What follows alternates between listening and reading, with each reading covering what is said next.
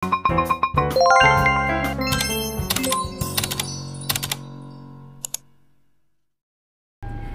mga bakla, good morning.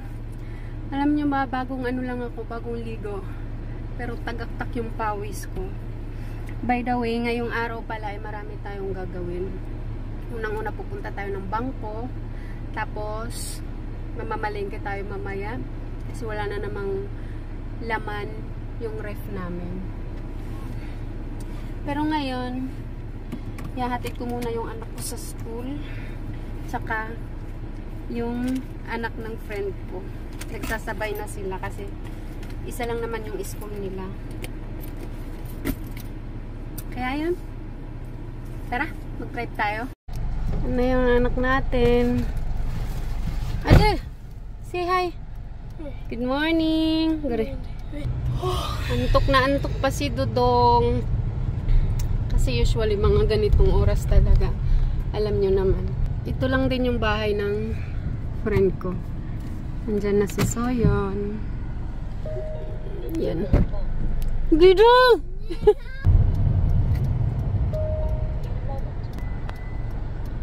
Soyon na.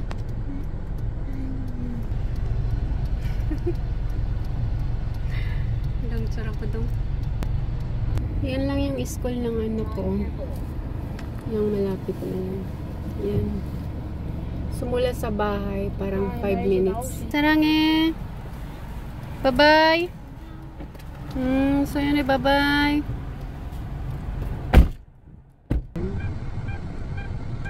Makataraw ako.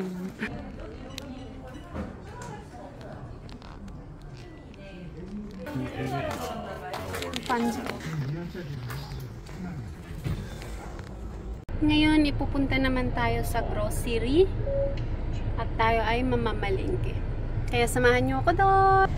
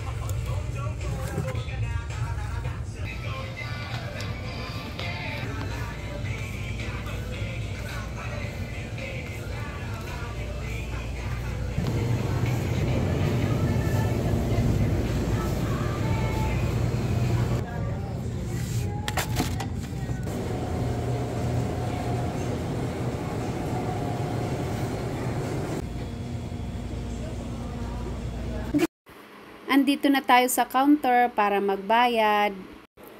At ikaw na rin yung maglalagay ng mga pinamili mo sa supot para less hassle na yung gawain ng mga cashier. Ganito talaga sila dito sa Korea, nagtutulungan. Kung ano yung mga pinamili mo, syempre, ikaw na rin yung magbabalot. O diba, napakalaking tulong. Yung pinamili natin, ito yung resibo. So, nagkakalaga siya ng 26,490. Yung toyo. Pinili ko na yung may isang libre na isa. Para siyempre marami, diba? Ayan. Yung toyo, nagkakahalaga siya ng oh my goodness, 11,000. Bumili rin ako ng gatas. Bawang, carrots, saka na luya.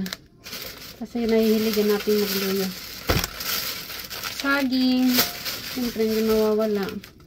Araw na pagkain. Tapos yung sibuyas, yun lang naman. Ito lang naman lahat yun.